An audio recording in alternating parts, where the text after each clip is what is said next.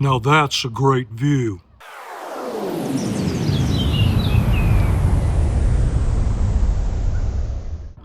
Well, good evening and welcome to the Arbor Hills Nature Preserve in Plano, Texas.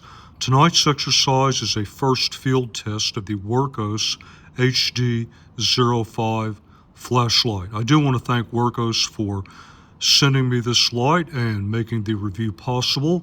I'll put the box aside for the rest of the introduction. And what do we have here? 4-in-1. Definitely has some heft, some bulk, some weight to it. You have spot, flood, red, and UV outputs. Pretty nice, deep, one-way clip. The user interface is fairly simple. You've probably seen this either in other videos or read about it online. Your basic control is red here, spot, UV, and then you have a switch to press right here. You might be wondering, okay, well, what about flood? Flood is auto on. This articulates like so. That's the limit. So if you want to angle it up, you would have to turn it over. You have both cool and warm flood outputs, and the flood is automatically turned off like so. And I'm going to show you a couple things that you may not have heard or read about. One is that it is possible to do that and turn the light off. If you hold the light subsequently, you may feel the extra gap in there that it might accidentally move back out on you. Just flip it back over. The other thing is, let's suppose I turn the spot on, activate the flood, spot is off, deactivate the flood, light comes right back on. Same thing, if I move over to UV, you can see the UV is on. I move back to spot and the spot is on. Double click to go to turbo, single click to go back down, single click to turn back off. I found everything, even though the UI is a bit on the, I won't say complicated, but there's a lot that it can do. It's on the extensive side. It's very, very intuitive, very easy to get up and running. Mag base, we'll look at that later on in the review. That's it for a very basic introduction. I know you're not here to listen to me babble on or read the user's manual back to you. So I'm going to let the sun go down, get out there, and get you the beam shots and field tests that I know you're looking for. At the bridge, I normally do output level test in low spot, stepless dimming, so I'm going to bring it up a bit, look out over the creek, move off in this direction, and then just run it all the way up. Still have a good 40 plus yards line of sight. You saw the flash, that's as high as it goes, and here is a rough look at the field of view. I'm going to do the flood demo and the close quarters search all in one chapter, starting with the cool white lowest output, and then just take that up to max output.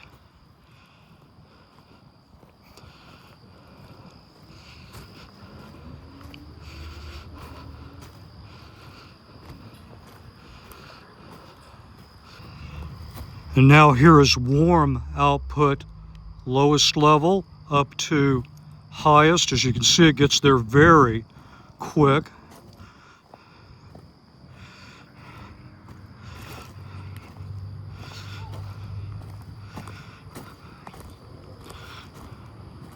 I like the ability to change color temperature. Might have to try this out as a fill light or backlight for some night videography.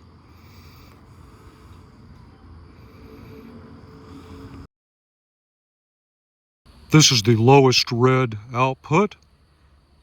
Move it up a bit, back down, and let's just keep going all the way. There's the flash.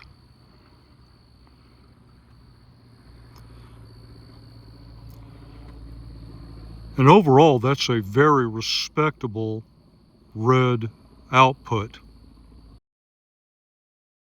For path following, I really like the spot. Flood just doesn't do it for me. I don't even think this is a quarter of the way up, or maybe it is a quarter, and I've got more than adequate side to side, outstanding downrange for an average path. I can see slope of the terrain, ditches up there where I might get in trouble, indentations where might have a mechanical injury, and field of view is more than adequate. If you're using the flood to follow a concrete path like this, it's a little bit different story. This is the lowest output level, about waist high, and I'm just going to let it go all the way up. There is the flash.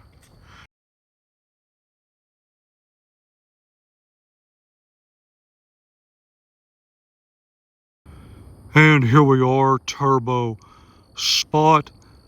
Growth has got us down to about 40, 45 yards max line of sight. This is a darker, more enclosed area, so I'm going to move around slowly to the right.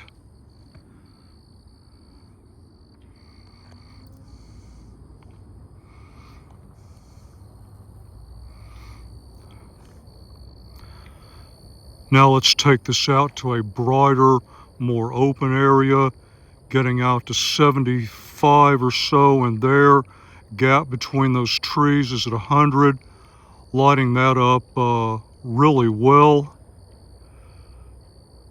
Tree lines angling off there about 130, 140. I could definitely do detection out there, not really identification. Seeing some indication of step down now. The light is definitely getting hot, but not uncomfortably so. Work our way back around.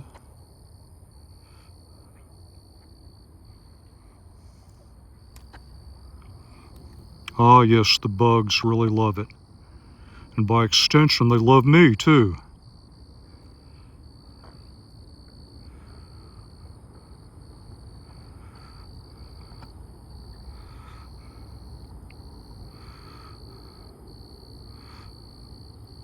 I guess I'll let this go to 2.5 minutes.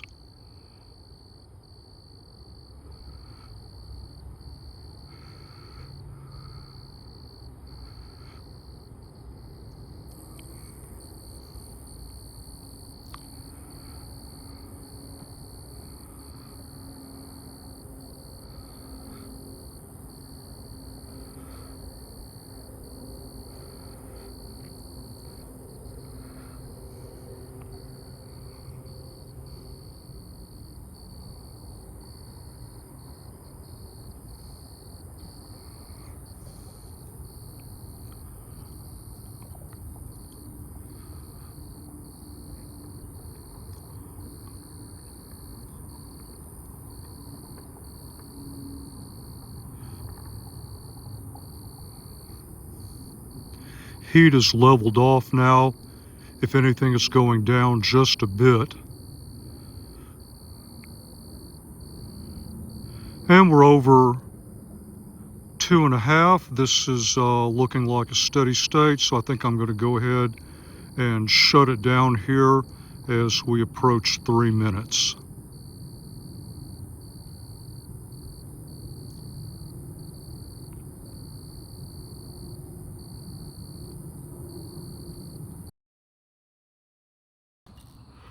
Low UV and high UV. There he goes.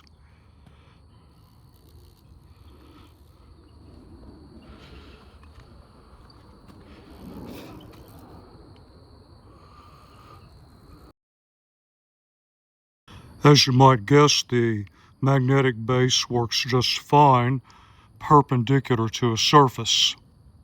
This is the maximum angle I could get before it wanted to start sliding off. So once again, I'm going to wrap up at the lower level of the observation tower.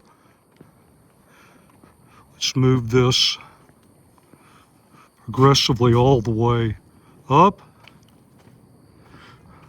So very interesting light, very interesting set of tests. I guess the first thing I would ask is, do you really need a 4-in-1? If you don't, you probably quit watching some time ago. If you do or you're interested, you're probably still hanging around. Think about the possible use cases that you have.